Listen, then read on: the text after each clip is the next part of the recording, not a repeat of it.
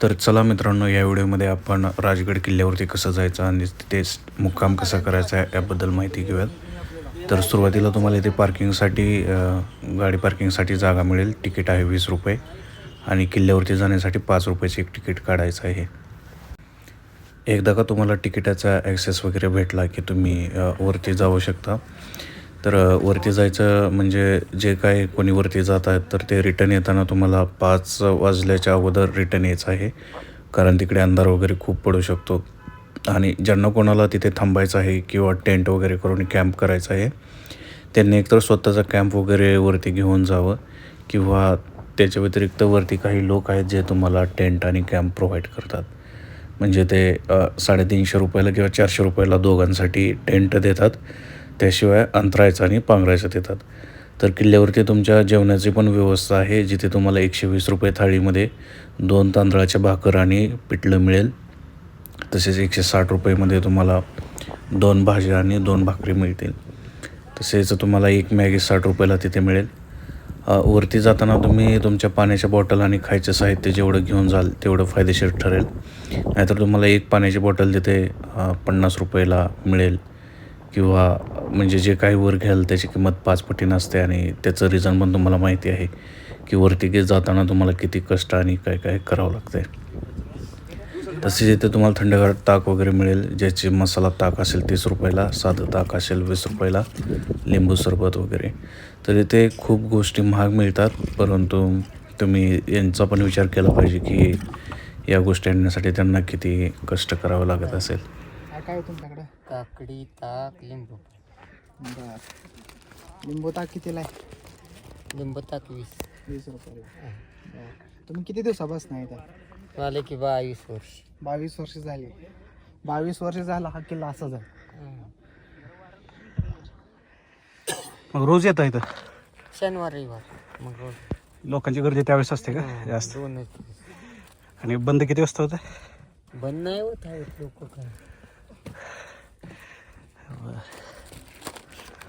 वरती किल्ल्यावरती गेल्यानंतर तुम्हाला 2 मंदिरं दिसतील, जे की खूप मोठे आहेत.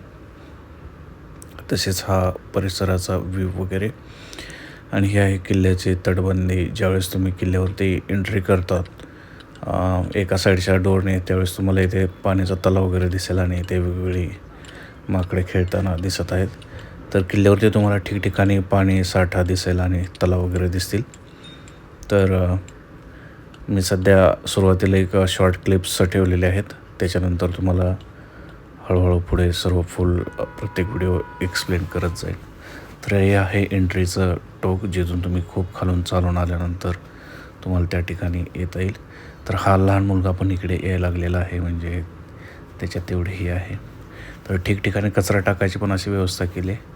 किल्ल्यावरती तुम्ही मॅगी वगैरे पण असं बनवू शकता, परंतु स्वच्छतेची काळजी घेणं खूप गरजेचं आहे. इथल्या पायऱ्या वगैरे खूप स्टेप आहेत, त्यामुळे चालताना वगैरे खबरदारी घ्यावी लागते. तर काही मित्र टेंट वगैरे घेऊन आले होते. तर हा व्हिडिओ आहे जिथून आम्ही किल्ला निम्मा सर केला होता. तर वरचा आहे बाले किल्ला, एकदम वरच्या साईडचा दिसत होता. तर तिथं जाण्यासाठी खूप हिंमत लागते आणि ताकद लागते आणि तेवढा स्टॅमिना पण पाहिजे तुमच्यामध्ये. पण ज्यावेळेस तुम्ही त्यावरती जाल त्यावेळीचा एक अनुभव वेगळाच असतो. तर असं चालताना वगैरे धाप वगैरे लागते. तुम्ही जाताना तुमचा खाऊ वगैरे पण घेऊन जाऊ शकता, परंतु कचरा वगैरे अजिबात करायचा नाही कुठे. तर आम्ही किल्ल्याकडे चाललो होतो, त्यावेळेस किल्ला हा दुरून असा दिसत होता. हे डिस्टन्स आहे जवळपास 10 किलोमीटर. तिथूनच राजगड किल्ला एवढा मोठा भला मोठा दिसतो. तर काही मित्र किल्ल्यावरून रिटर्न येताना पण दिसत होते. तर बऱ्याच जणांची उत्सुकता असते. ज्यावेळेस तुम्ही पुण्यावरून ह्या किल्ल्यावरती जाता त्यावेळेस तुम्हाला गुगल मॅप रस्ता दाखवत नाही किंवा तो वॉकिंग डिस्टन्सचा रस्ता दाखवतो. आणि तुम्ही तिकडे जाताना तुम्हाला ठिकठिकाणी अशा प्रकारचे घरं वगैरे दिसतील, जे की गावाकडच्या टाईपचे आहेत. तुम्हाला रस्त्यावरती ठिकठिकाणी असे बांबू वगैरे दिसतील, बांबाची बेटं वगैरे. तर हे ट्रॅव्हल करतानाच एक पाहण्यासारखं एक निसर्गरम्य दृश्य आहे.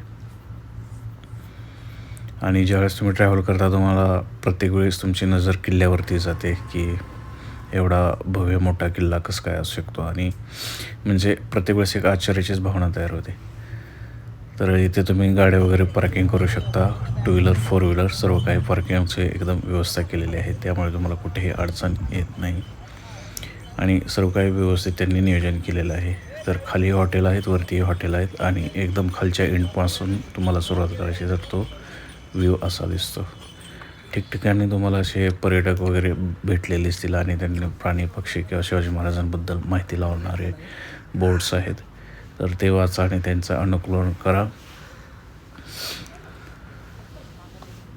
हा जसं वरती जाईल तसं मी किल्ल्याचे व्ह्यूज घेतलेले आहेत आणि व्हिडिओ काढल्याशिवाय मनाला एक शांतता बसत नाही, एवढं नैरम्य दृश्य दिसत आहेत तिथे. प्रत्येक क्षणी शिवाजी महाराजांचा तिथे इतिहास आठवतो आणि वेगवेगळ्या प्रकारचं आश्चर्यता तिथे तयार होते. कचरा तुम्ही ह्याच कचरापेटीत टाकावा. हे आजोबांची फुल घेतलेली मुलाखत तुम्ही एकदा ऐका. तर आजोबांना बोलल्यानंतर आम्ही परत वरती आलो आणि इकडेच वरती जसं वरती जाईल तसं तुमचा व्ह्यू बदलत जातो. किल्ल्याचं काही ठिकाणी डागडुजीचं काम सुरू आहे. हा एक छोटा मुलगा होता, तो येऊन बसलेला, तर त्यालाही आम्ही तो थोडासा कंटाळ्यामुळे त्याला आम्ही एक धीर देत होतो. हे वरती किल्ल्यावरती आलो तर इथून तुम्हाला एक एंट्रीचं गेट मिळेल. त्या दरवाजाचं नाव काय तरी आहे, मला लक्षात राहीना, पण मी सांगेन. इथून तुम्हाला असा व्ह्यू दिसतो किल्ल्याचा आणि इथे अशा ठिकठिकाणी खिडक्या आहेत की ज्या खिडकीतून एकदम वारं वाहतं दिसतं आणि तिथून हवा खेळती वगैरे राहते. किल्ल्यावरती बरेच ठिकाणी मला काही माकडे वगैरे दिसतील तर त्यांना पण तुम्ही खाऊ वगैरे द्या व्यवस्थित. इथे लस्सी वगैरे पण दिली जाते, पण लस्सी घेताना सावधान, कारण ते सुरुवातीला 20 रुपये सांगतात, नंतर मसाला वगैरे टाकून 30 रुपये देतात आणि तुम्ही इथे फसू शकता. म्हणजे जे काय प्राईस आहे ते फायनल विचारा. परंतु इथे वरती तहान लागलेली असते, त्यामुळे हे असं शीत पिणं पण चांगलं आहे. रात्री टेंट करून आलेले आहेत तर बरेच आहेत. इथे 30-40 टेंट कमीत कमी होतात आणि सर्वजण एकदम व्यवस्थित असतात आणि इथे मजा पण येते. तुम्ही टेंट हाताळताना एक काळजी घ्या की तो टेंट जिथे खूप वारा वाहत नाही त्या ठिकाणी लावा, नाही तर तुम्हाला खूप थंडी लागेल आणि तुम्ही झोपू शकणार नाही. तुम्ही मंदिरातही राहू शकता आणि तिथे जर तुम्ही मॅगी वगैरे तर काही बनवत असाल तर ते बनवू शकता, परंतु नासधूस अजिबात करायची नाही. हे असे काही टेंट दुसरीकडे लावले होते. तर टेंट आणखी एकदा सांगतो की जर तुम्ही जिथे वारा येईल तिथे टेंट लावला तर तुम्हाला रात्रभर अजिबात झोप येणार नाही, कारण आम्हाला त्याचा अनुभव आला. हे रात्री काही शूट केलेले व्हिडिओ आहेत. किल्ल्यावरती लाईट वगैरे प्रॉपर आहे आणि हे पुणे सिटीचा इकडून असा व्ह्यू दिसत आहे. तर टेंटचा एक अनुभव खूपच मस्त असतो, परंतु जर तुम्ही वाऱ्याच्या दिशेत जर हा टेंट लावला, हे 2 टेंट तसे आहेत, त्यातला एक आमचा टेंट होता, तर आम्हाला रात्रभर झोप आली नाही आणि खूप थंडी वाजली. डिसेंबरच्या महिन्यात गेलो तर इथे एक आजोबा आलेले आहेत एकदम किल्ल्याच्या टोकावरती, एकदम वरती बाली किल्ल्याच्या तिथे. तर इथे काही माकडे खाण्यासाठी वाट बघतात. तर आजोबांना म्हणलं पाहिजे की ते एवढं मोठं पाण्याच्या बॉटल वगैरे तर एवढं सर्व काही घेऊन वर आलेले आहेत. तर इथे आहे देवी मातेचं मंदिर आणि वेगवेगळे मंदिर आणि मूर्ती तुम्हाला किल्ल्यावर 3 ठिकाणी बघायला मिळतील.